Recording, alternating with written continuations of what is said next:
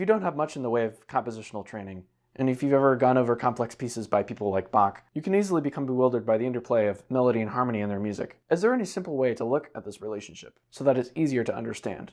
Well, actually, there kind of is. Hi everyone, I'm John, and in this video, we're going to go over a theory of harmony and counterpoint that divides all the notes we hear into two types: harmonic tones and non-harmonic tones.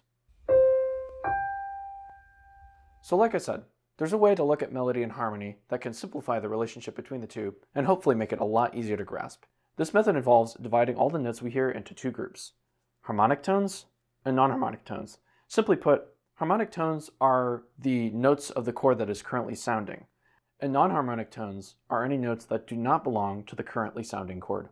Now, in the composition book I studied, the overall teaching method was pretty simple and straightforward, and I think actually kind of ingenious.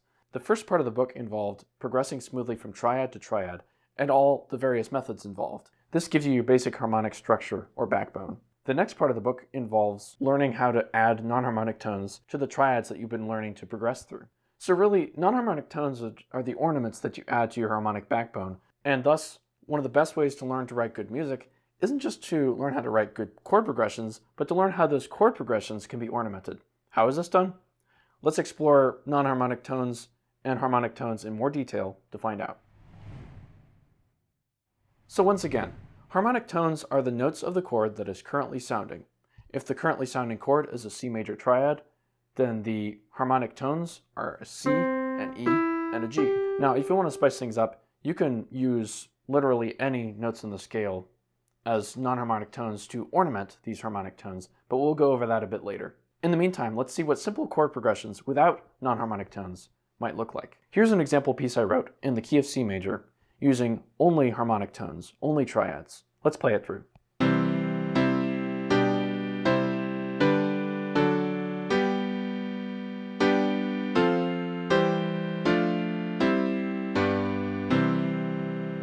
Notice that although this is a pretty simple piece and has no embellishments, I still managed to write something that has a good melodic arc to it in all the parts, especially the soprano. However, it still feels like a bit of a rough draft and could use some refinement. This is where non-harmonic tones come in. Non-harmonic tones are the embellishments that we add to the chords we just wrote. Now, there are many types of non-harmonic tones we could use, but for the sake of simplicity, let's just focus on three in particular: passing tones, suspensions, and neighbor tones. A passing tone is a non-harmonic tone that is placed between two notes that are a third apart. What does that look like? Well, let's put some into our example piece to find out.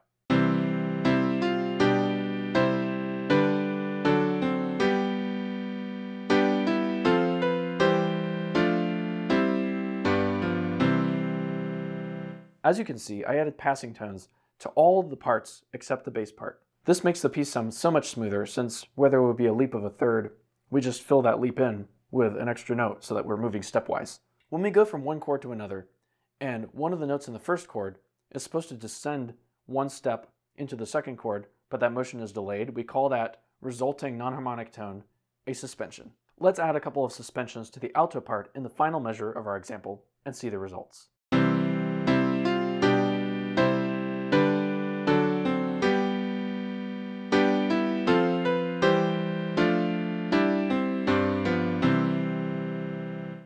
Again, putting these notes in adds a little more melodic interest to the piece that we're writing. In this case, we create tension by delaying the downward step and then release that tension by going downwards into the harmonic note in the next eighth note. A neighbor tone is a non-harmonic tone that is placed between two harmonic tones of the same pitch. And I should add that the non-harmonic tone, the neighbor tone, goes either up or down one step. And if it goes up one step, it's called an upper neighbor. And if it goes down one step, it's called a lower neighbor. Let's add some to the tenor and bass parts of our example and see the results.